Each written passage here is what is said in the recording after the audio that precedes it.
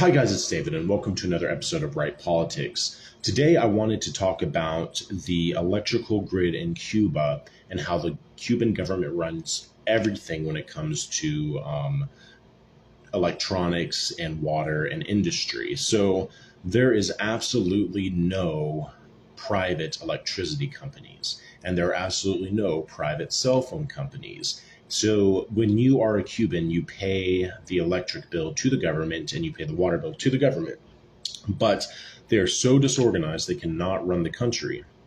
The reason I say that, when I was there, the electricity went off 6 hours a day, every day in the town I was in, because they distribute electricity among their towns equally, and they do not have enough power grid to support the whole thing continuously.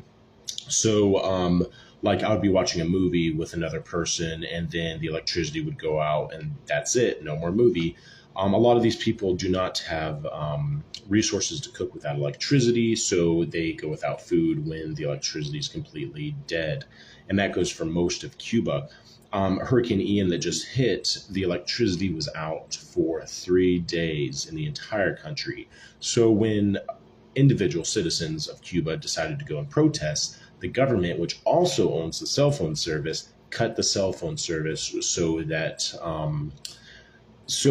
the Cubans could not get out and protest. And that is exactly how communist regimes deal with protesters. They just cut them off with their communication. Justin Trudeau did the same thing. So what I'm trying to bring like a word picture of is that when these college students hear that communism is the answer, they have absolutely no idea of the real ramifications of communism. They need to go to a communist country with a couple dollars a day and see how they can really live. In addition to that, the lack of food that was in my previous video, I was riding with someone to the beach, and it was actually my girlfriend, and there was a horse and buggy. And just to let you know, these animals are basically the taxis of southern Cuba. It's basically back 60 years ago. A lot of the transportation is by ox and horse and buggies. So we were just riding around, and the horse dropped dead.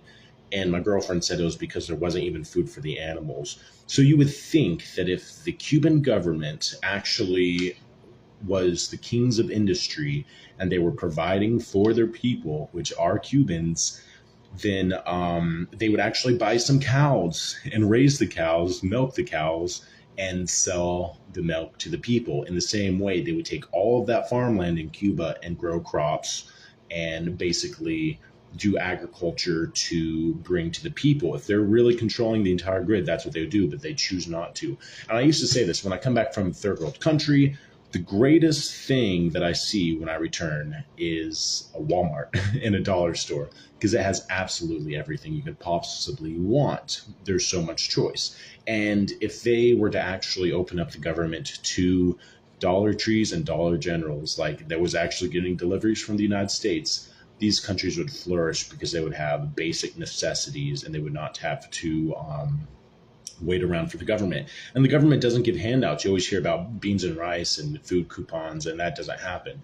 You are literally on your own. And most industries pay $1 a day. So when I say $1 a day, 100 Cuban pesos is the equivalent of $1. So the average Cuban makes 100 Cuban pesos per an 8-hour shift, some of them a 12-hour shift. And a Coca-Cola costs 120 pesos. And at the airport, it was like 160 or 200. So you can't even buy an apple with 100 pesos. So if you're making the equivalent of $30 worth of buying power in a month, you have to have a side job and you have to rely on other people. You can't just do it on your own. That's why there's also a very big family culture there, where everyone is together and depend upon each other and rely upon each other.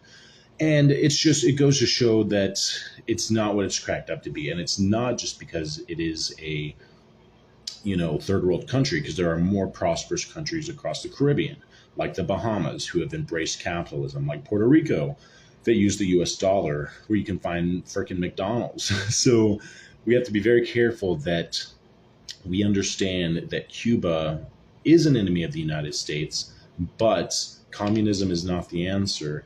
And the reason why I'm saying this is because the current Cuban president has the opportunity to purchase food and medicine from the United States, but he chooses not to out of a grudge because of the other trade embargoes like internet services and deliveries from sites like eBay, Amazon.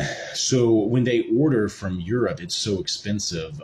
Like we were waiting on some like Coca-Cola to come into the local stores. The moment all of the Coca-Cola brands, we're talking Fanta, Coca-Cola, and Sprite, hit the shelves, they were gone in 3 days because everyone is so happy that they've arrived. They just, buy them out. So, and they only arrived twice. Now this is from Mexico, but the ironic part is that even when they purchase Coca-Cola products from Mexico, they're supporting a U.S. company. They don't really see it that way.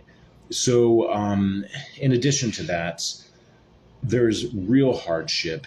The people who are trying to become independent are doing it basically off the own skin of their fingers, working really hard to become self-employed.